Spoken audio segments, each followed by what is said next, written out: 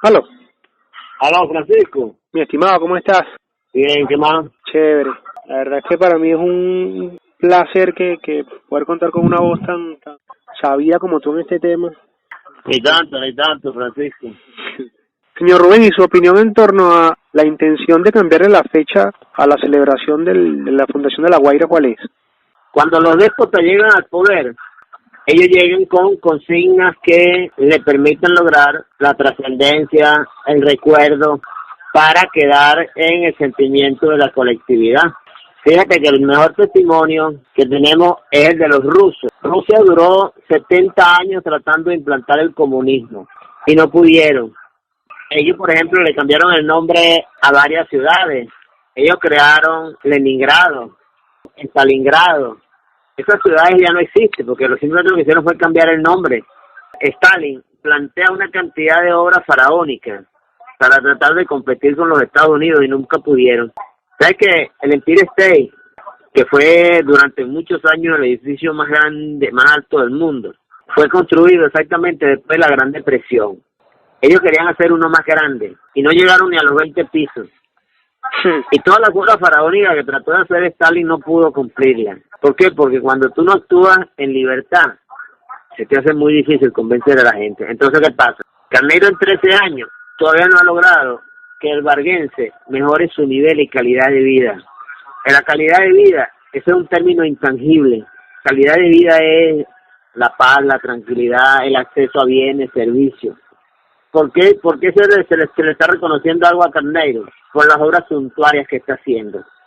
Pero como las obras suntuarias quedan y a veces se olvidan, él busca cómo también lograr alguna trascendencia. Y entonces por ello es que se da el cambio de nombre de Vargas. Para que digan, no, La Guaira es de que llegó Carneiro. Pero el trasfondo de quitarle el nombre de Vargas se debe a que los militares toda la vida, después que le dan el golpe a Vargas con motivo de la revolución de las reformas allá en 1835, el enfrentamiento que se da entre Vargas y Carujo, que es el encuentro del civismo con la barbarie, porque Carujo se presenta con todo un batallón a la casa de José María Vargas. Y Vargas en ese momento está acompañado por un excepcional periodista venezolano que era Juan Vicente González, que es el que recoge el momento. Es que Vargas le dice a Carujo que él no va a ceder ante la pretensión de unos gamonales que quieren asumir una posición por la fuerza. Vargas le dice a Carujo que él fue investido por una superioridad a la cual él se debe. ¿Cuál es la superioridad?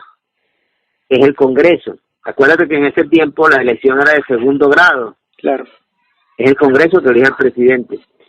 Y entonces Vargas le dice a Carujo que si la superioridad no le plantea a él la dimisión de su cargo, él no va a aceptar, porque él representa la institucionalidad.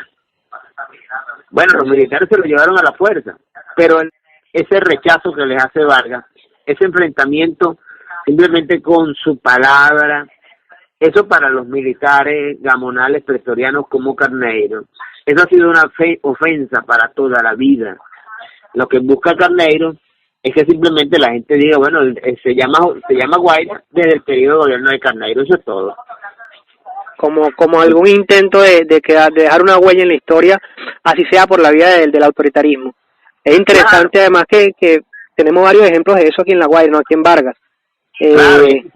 Caraballeda, aquí la plaza Francisco Fajardo le cambiaron el nombre, Plaza del Cónsul de Maiquetía le cambiaron el nombre.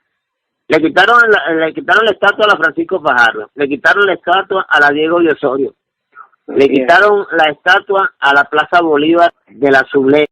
Ellos quieren borrar la memoria histórica. Y hay un hecho curiosísimo, Francisco, mira, el país que tiene más constituciones en el mundo, creo que es República Dominicana, tiene 32 constituciones en el mundo. Y luego viene Venezuela, que tiene 27.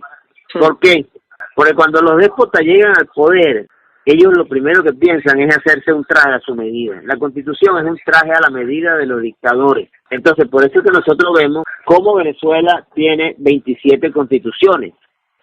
Páez hizo una sola. Esa Constitución va a durar 28 años.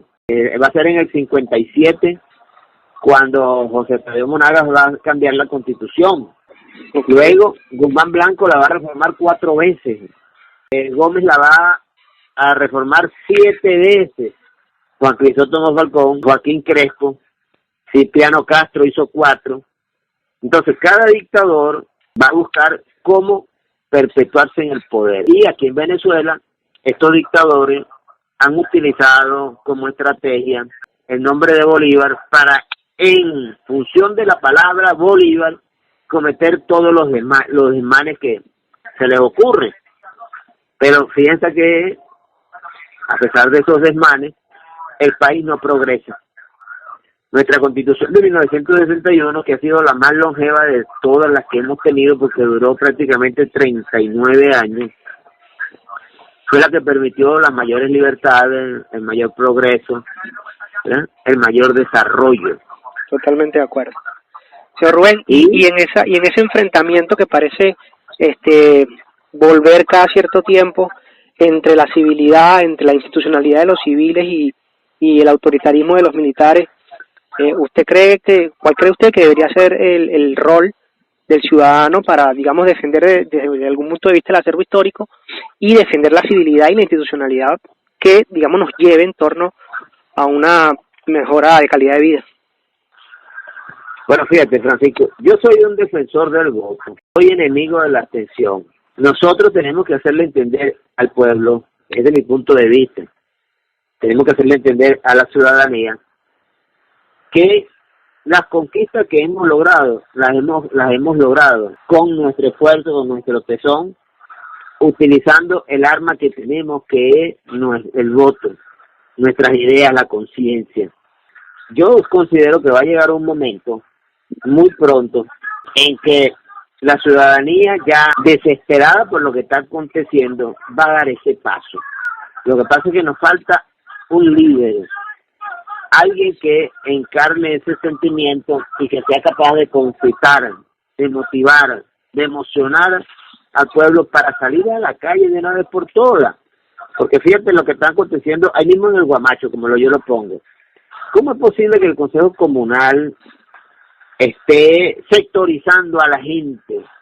A los que están del gobierno, eso le llega gas; a los que no, no les va a llegar el gas. Por favor, eso no puede ser. Esta división que se ha dado en el país ha sido lo más pernicioso, lo más tautológico, lo más traumático, porque no es justo que un pueblo que tiene las mismas necesidades y que tiene los mismos anhelos se vea en esa división social. Esa especie de apartheid político, como lo llama usted mismo.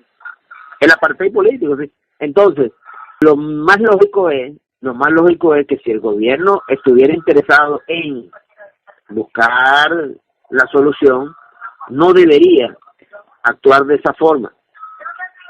Yo, que por ejemplo he sido, o por lo menos he tratado de ser comedido en cuanto a la revisión de los gobiernos de Acción Democrática y de COPEI, mira, ni los adecos ni los copellanos actuaron de esa forma. ¿Cómo no? Unos repartieron plancha de zinc, otros dieron saco de cemento, otros dieron bloque, otros dieron canastilla. Pero nunca trataron de dividir a la colectividad, de dividir a la ciudadanía, sino que más bien, de una forma u otra, el que era ADECO trataba de ganarse al copellano, y el que era copellano trataba de ganarse al ADECO, ¿sí? Claro. Tratando de sumar voluntades, pero aquí no.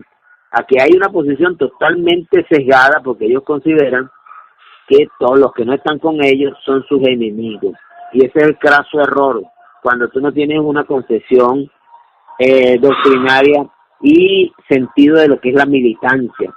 Porque no hay nada más importante que tener ese sentimiento militante hacia lo que tú crees, lo que tú consideras. Y es algo que estamos viendo ahorita, tanto en el gobierno como en la oposición, porque vemos, por ejemplo, que dentro de nuestros factores democráticos, vemos como hay dirigentes que de repente hoy estuvieron en Primero Justicia, después en Un Nuevo Tiempo, estuvieron en la Alianza Bravo Pueblo, después estuvieron en Avanzada Progresista y ahora están en otro. Entonces, ¿cuáles esas cualidades que tú tienes, ¿verdad?, en el ejercicio de la política, en el apostolado de la política? Cuando tú eres militante de un partido, oye, si ese partido tiene doctrina, tiene filosofía, tú tienes que escarbar muy bien en esta USA para que tú veas que son más las cosas positivas que tienen que las negativas, porque todos los partidos nuestros aquí, pues, para ver cómo en esos 40 años que tuvimos de ejercicio democrático, cada uno se planteaba a través de sus programas de gobierno las mejoras para la colectividad, que luego se veían plasmados en los planes de la nación, ¿no? Por ejemplo, todo ese crecimiento que tuvimos en materia de desarrollo industrial. Mira, para 1958 aquí no existía ninguna industria de las empresas básicas de Guayana. Y cuando llega Chávez tenemos 37 empresas impresionantes, que era el conglomerado industrial más importante de América Latina. Correcto. Y todo eso se hizo con mucho esfuerzo, con un barril de petróleo a $1.50, a bolívar, a dólar, a $2, a $3. Y se construyó Carbonar, que se construyó Bauxibén, y se construyó Interalumini, y se construyó Alcasa, y se construyó, bueno, fueron 37 empresas. El complejo industrial más grande de América Latina. Ese era el Dorado, que los españoles decían, ¿dónde está el Dorado del oro? Bueno, el Dorado lo hicimos nosotros, en una forma de buscar desarrollar una infraestructura industrial que permitiese diversificar la economía para no depender del petróleo solamente. ¿Ves? Claro. Y esta gente, sin ningún plan. ¿Qué sabe el Chino Can? ¿Sabe el Chino Can de industrias básicas, de metalurgia? No, ese era un sindicalista igual que Aristóbulo. ¿Qué sabe Aristóbulo? Aristóbulo nunca fue profesor, nunca fue maestro, él era sindicalista. Y entonces se ponen a una persona simplemente porque son afectos al partido de gobierno a ocupar unos cargos. Tú no puedes comparar a Aristóbulo Isturi con Luis Manuel Peñalver, con Ruth Lerner de Almeida, con Enrique Pérez Olivares, con Rafael Fernández Jerez. No lo puedes comparar, porque estos eran personas de talento dedicadas al estudio de la educación, a la formación, al desarrollo de la educación. Pero lamentándolo mucho, bueno, estos no piensan actuar en función del talento, sino en función de sus realidades. Así es. Lo que ha pasado con el Ministerio de la Alimentación, unos militares, los Osorio, que se enriquecieron con eso. Lo que pasó con Pugreval, ¿ah? Entonces, no hay una querencia, no hay un deseo, un estímulo de trabajar por el país, sino de enriquecerse. Señor Rubén, perfectísimo. Muchísimas gracias. Bueno, nada, para terminar, si le quisiera dar algún mensaje a la ciudadanía varguense en torno a los tiempos duros que estamos viviendo y bueno, y a lo que están por venir. Bueno, yo creo que nuestro camino es el voto. Obviamente que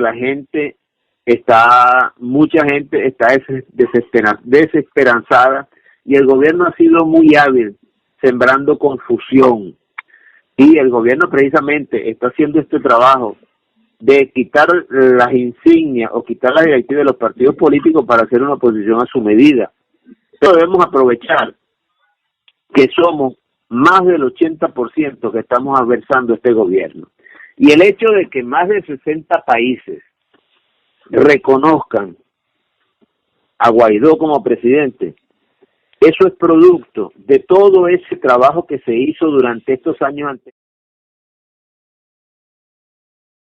Gobiernos de los países del mundo, que quienes estaban ejerciendo el gobierno en Venezuela no eran unos gobernantes demócratas, sino que era una camada de delincuentes, de narcotraficantes, que simplemente siguieron la ruta de Castro, porque ya Fidel Castro trató con Pablo Escobar de crear en Colombia un narcoestado, pero afortunadamente los actores democráticos de Colombia y el ejército colombiano le dieron un parado a Pablo Escobar, pero logró Fidel Castro con Chávez crear un narcoestado, y ante ese lobby internacional que hicieron nuestros dirigentes democráticos, se logró que se reconociera por fin que no estamos siendo gobernados por demócratas, sino por delincuentes. Y los delincuentes, ellos van a querer la perpetuidad, pero va a llegar el momento en que no van a poder seguir oprimiendo al pueblo y tenemos que demostrar que nosotros somos mayoría y tenemos la razón. Por tal razón no podemos ceder posiciones. Si nosotros no vamos a votar en estas elecciones parlamentarias, no vamos a tener el control de la Asamblea Nacional, lo vamos a perder. Y para ellos es una espina clavada el hecho de que la Asamblea Nacional no la tengan en sus manos. ¿Por qué? Porque es a través de la Asamblea Nacional que se logran los grandes acuerdos y, por ejemplo, es con las decisiones de la Asamblea Nacional que se logra el financiamiento de los organismos mundiales y multilaterales como el Banco Mundial, como el Fondo Monetario Internacional, como la Corporación Andina de Fomento, entre otros. Entonces, nosotros tenemos que ir contra viento y marea a ese proceso eleccionario y demostrar que somos más, y así vamos doblegando a este gobierno, porque el monstruo tenemos que devorárnoslo y comerlo por pedazos, y va a llegar el momento en que nosotros vamos a lograr la claudicación de este gobierno, pues no van a poder seguir metiendo embuste. Amén. Profesor Rubén, la verdad que un enorme placer. Excelente reflexión. Nada, estamos en contacto, nos vemos pronto.